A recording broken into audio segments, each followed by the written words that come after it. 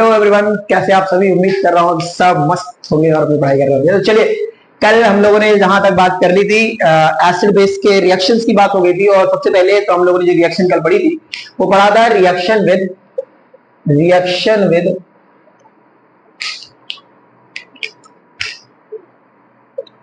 Metals. Reaction with metals, तो सबसे पहले एसिड्स के साथ पढ़ा था। तो एसिड रिएक्ट्स विद मेटल, ये एसिड को रिएक्शन करी थी मेटल्स के साथ। तो हम लोगों ने कल पढ़ा था कि अगर एसिड भी, कोई भी एसिड अगर मेटल के साथ रिएक्ट करता है तो वो फॉर्म करता है सॉल्ट और H+ मतलब H2O, हाइड्रोजन गैस निकालता है। ठीक है, एग्जांपल के तौर पे अपने पास था HCl की रिएक्शन में करा दी Na से, तो ये फॉर्म करेगा NaCl और प्लस H+ निकल जाएगा, हाइड्रोजन गैस निकल जाएगी। तो उसके बाद लोग पढ़ेंगे कि हाइड्रोजन गैस जब निकलती है तो ये पॉप साउंड क्रिएट करती है। क्या निकलती है? पॉप साउंड क्रिएट करती है। ठीक है, फटाक से फूटती है। चलिए, अब एक एक्सेप्शन केस यहां पर रखिएगा कि एक एसिड होता है, इसका नाम होता है HNO3, नाइट्रिक एसिड। क्या नाम होता है? Nitric acid. ठीक है, नाइट्रिक एसिड ये जब भी कभी किसी मेटल से रिएक्शन करता है, जब भी नाइट्रिक एसिड किसी भी मेटल से रिएक्शन करता है तो ये सॉल्ट तो बनाता है, बट इसके साथ ये वाटर बनाता है, H+ बनाता है। क्या बनाता है? H+ बनाता है। ऐसा क्यों करता है? आखिरकार ये भी तो एसिड है, ये भी मेटल क्यों करता है? बिकॉज यहां पर अगर मैं इसके बारे में लिखूंगा तो लिखूंगा because it is a good oxidising agent. बहुत अच्छा ऑक्सीडाइजिंग एजेंट होता है। It is good oxidising agent because it is a good oxidisation, so it oxidize the hydrogen gas and form H2O, पानी फॉर्म कर लेता है। क्या फॉर्म कर लेता है? पानी फॉर्म कर लेता है। लेकिन सारे मेटल के साथ नहीं करता है ऐसा, एक्सेप्शन केस भी है। एक्सेप्ट Mn और Mg, मरकरी सॉरी मैग्नीशियम और मैंगनीज, ये दो ऐसे हैं जिनके साथ एक्सेप्शन केस दिखाता है। बिकॉज क्योंकि इनकी डेंसिटी क्या होती है? बहुत लो होती है, डेंसिटी वेरी लो होती है, इनकी डेंसिटी बहुत बहुत कम होती है, इसके लिए पानी में तैरने लगते हैं, इस वजह से ऐसा करता है। तो एक्सेप्शन केस याद रखिएगा, क्वेश्चन पूछा जा सकता है कि why nitric acid react with any metal form water instead of hydrogen gas, because it is a good oxidizing agent and it oxidize the hydrogen. ठीक है, क्लियर। चलिए आगे बात करते हैं। अब बात आती है कि सर मेटल्स की तो हमने पढ़ ली रिएक्शन एसिड के साथ, सर क्या मेटल बेस के साथ रिएक्शन करते हैं? तो बेटा करते हैं, लेकिन बहुत रेयर केस है। अब मैं बात करने जा रहा हूं reaction with base reacts with metal. तो पहली बात तो ये बहुत रेयर रिएक्शन है, वेरी रेयर रिएक्शन, बहुत कम होती है, रेयर रिएक्शन है। ठीक है, लेकिन चलिए अगर रेयर रिएक्शन है भी तो हम पढ़ भी रहे हैं, तो इसे मान लीजिए बेस अगर रिएक्ट करेगा मेटल के साथ, पहली बात तो करता नहीं है, लेकिन अगर करेगा, पहली बात करता है, बहुत रेयर करता है, तो ये सॉल्ट और हाइड्रोजन गैस ये भी फॉर्म करता है, स्पेस गैस ये भी फॉर्म करता है।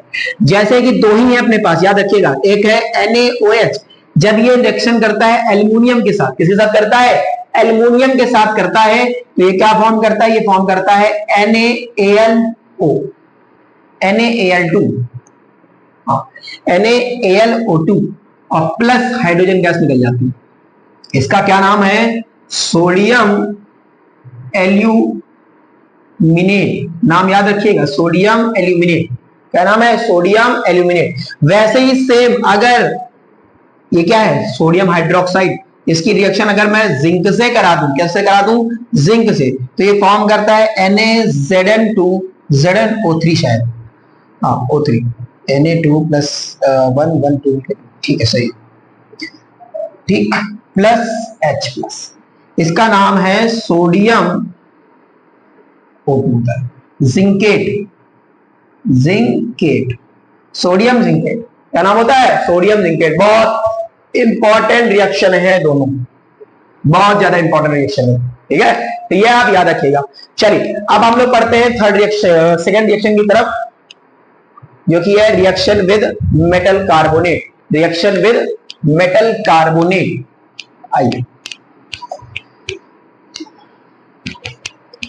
चलिए सेकंड पढ़ रहे हैं हम लोग, रिएक्शन विद मेटल कार्बोनेट या बाई कार्बोनेट। बाई का मतलब होता है हाइड्रोजन साथ में मिलता होगा, बाय कार्बोनेट। ठीक है, कार्बोनेट का मतलब होता है, समझदार है सब लोग, सब कार्बोनेट हमने पढ़ाई है, CO3 2-, और बाई कार्बोनेट का मतलब होता है CO3 HCO3।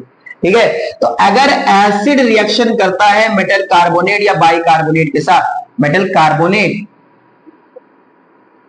या मैं कह दूं हाइड्रोजन कार्बोनेट के साथ,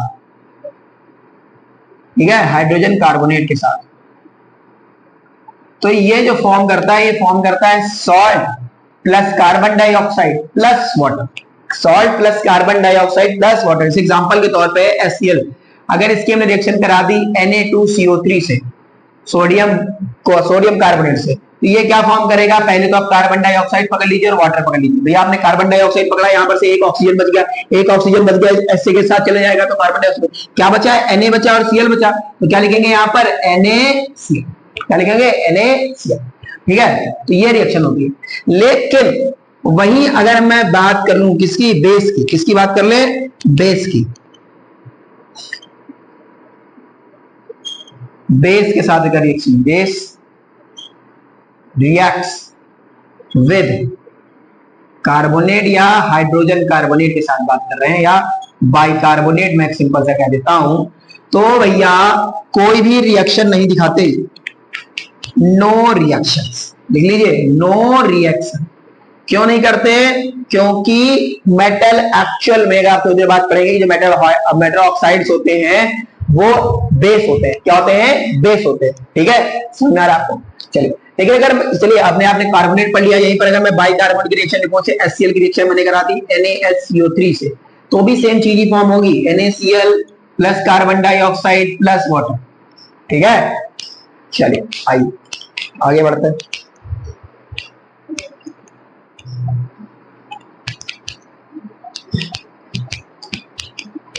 fourth reaction, acid reacts with metal oxides। Metal oxide जो होते हैं एक्चुअल में बेसिक होते हैं नेचर के, बेसिक इन नेचर, इसलिए याद रखिएगा बेसिक होते हैं नेचर के। ठीक है, तो सबने पढ़ा है कि अगर एसिड और बेस की रिएक्शन होती है तो क्या बनाता है, सॉल्ट बनाता है। क्या बनाता है, सॉल्ट। तो वही सेम है कि अगर एसिड की रिएक्शन मेटल ऑक्साइड से कराएंगे तो क्या बनाएगा बेटा, ये सॉल्ट बनाएगा, और जो बच जाएगा वो निकल जाएगा, बाई प्रोडक्ट मेरे ख्याल से वाटर बचता है और निकल जाएगा। ठीक है, जैसे मान लीजिए HCl, अब HCl की रिएक्शन हमने मेटल ऑक्साइड से कराई, मेटल ऑक्साइड हो गया अपने पास NaO, कौन हो गया, NaO या Na2।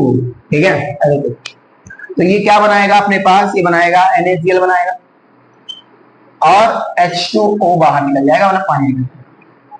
ठीक है, समझ आ रहा है। लेकिन अगर बेस की रिएक्शन मैं करा दूं मेटल ऑक्साइड्स के साथ, तो भैया नो रिएक्शन होती है, क्योंकि आपने पढ़ा है कि बेसिक जो मेटल ऑक्साइड्स होते हैं वो बेसिक नेचर के होते हैं, और अगर दोनों ही बेसिक नेचर के हैं, अगर दोनों ही बेसिक नेचर है तो बेस और बेस आपस में कैसे रिएक्शन करेंगे, तो नहीं कर सकते। ठीक, चलिए आगे।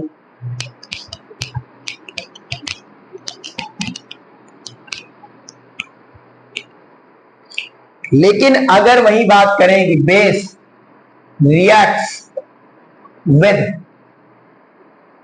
मेटल ऑक्साइड और नॉन मेटल ऑक्साइड, आप ध्यान दीजिएगा ये एसिडिक होते हैं नेचर के। कैसे होते हैं, एसिडिक होते हैं नेचर में। ठीक है भैया, एसिडिक होते हैं नेचर में। तो इसका क्या मतलब है कि अगर मैं बेस की रिएक्शन नॉन मेटल से करा दूं, नॉन मेटलिक ऑक्साइड लिखते हैं यहाँ पर, नॉन मेटलिक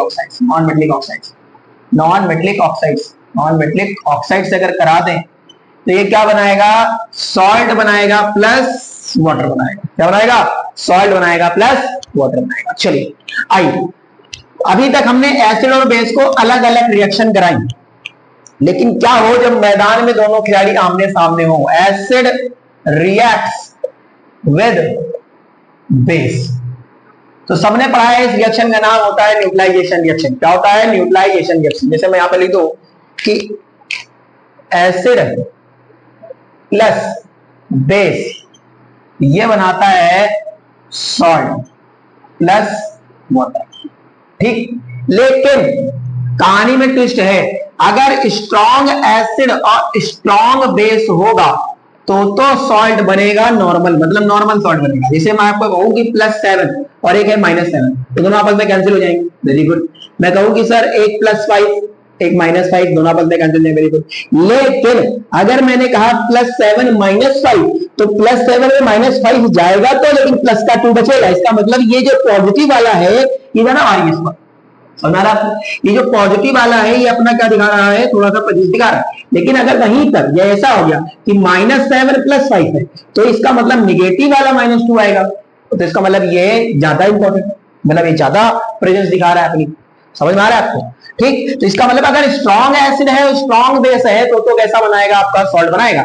लेकिन अगर स्ट्रॉन्ग एसिड हुआ और वेक आपका वीक हो गया, क्या हो गया, जो आपका बेस है वो वीक हो गया, तो आपका एसिडिक सॉल्ट बनता है। सॉल्ट तो उस केस में बनेगा, लेकिन कैसा बनेगा, एसिडिक बनेगा। कैसा बनेगा, एसिडिक सॉल्ट बनेगा।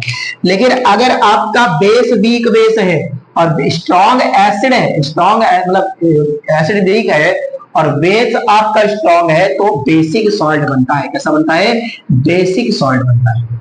समझ में आ रहा है आपको? समझ में आ रहा है? चलिए, ये सब थे एग्जांपल। सर आपने स्ट्रॉन्ग एसिड स्ट्रॉन्ग बेस की बात करी, तो आखिरकार स्ट्रॉन्ग एसिड या स्ट्रॉन्ग बेस होते क्या है, ये तो बताइए। तो चलिए भैया, आइए शुरू करते हैं। तो अभी तक मैंने आपको, जब इससे पहले आपको एसिड और बेस के रिएक्शन, एसिड और बेस के बारे में बताया था, तो मैं आपको कहा था कि ऐसे कंपाउंड जो लिटमस पेपर रेड को ब्लू में कन्वर्ट करते हैं, रेड को ब्लू में कन्वर्ट करेंगे वो बेस, और जो ब्लू को रेड में कन्वर्ट करेंगे वो एसिड। अब हम लोग एसिड और बेस की रिएक्शन अब असली वाली लिखेंगे। इनकी असली रिएक्शन क्या है, the chemical substance which dissolves in water gives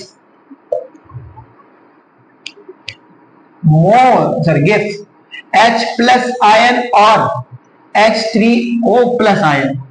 They are called acid. They are called acid. उनको क्या कहते हैं हम लोग, एसिड कहते हैं। क्या कहते हैं, एसिड। इस एग्जांपल के तौर पे अपने पास है HCl, और HCl को मैं थोड़ा हो जाएगा H+Cl-, तो यहाँ पर क्या मिल रहा है हमको, H+ मिल रहा है। इसे हमने ले लिया H2SO4, तो यहाँ पर हमको क्या मिल रहा है, 2H plus SO4। ठीक, और कुछ भी लिख दें, इसे हम लिख दें कि अगर मैं इसी के ऊपर, तो इसका मतलब हमको यहाँ पर सबसे ज्यादा कॉमन क्या मिलेगा, HNO3 लिख दिया हमने, तो HNO3 क्या मिलेगा अपने पास, H+ मिलेगा और NO3 मिलेगा, NO3- मिलेगा। तो यहाँ पर हमको कॉमन क्या देखने को मिल रहा है कि सर हर सब में H+ है। इस H+ को क्या कहते हैं, हाइड्रोजन आयन कहते हैं। क्या कहते हैं, हाइड्रोजन आयन कहते हैं। इसका मतलब है कि एसिड में सर हाइड्रोजन आयन प्रेजेंट होता है, और अगर इसी हाइड्रोजन की रिएक्शन में वाटर के साथ करा दूं फर्दर, तो ये H3O+ बनेगा।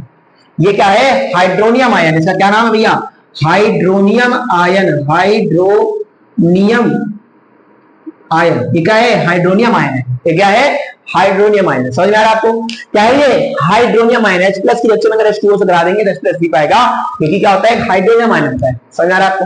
चलिए, वेरी गुड। अब आगे बढ़ते हैं। वैसे ही सर जो बेस होते हैं, अगर मैं बेस के बारे में लिखूं यहां पर से, तो बेस के बारे में क्या लिखेंगे कि सर जो बेस होते हैं, द केमिकल सब्सटेंस व्हिच, सारे बेस पानी में डिजॉल्व भी नहीं होते, लेकिन जो डिजॉल्व होते हैं उनको अपन ने क्या कहा था, उनको क्या कहा था, एल्कली बेसिस कहा था। which dissolve in water, मतलब H2O, gives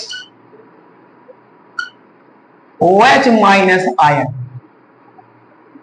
are called base। उनको क्या कहा जाता है, बेस कहा जाता है। क्या कहा जाता है, बेस।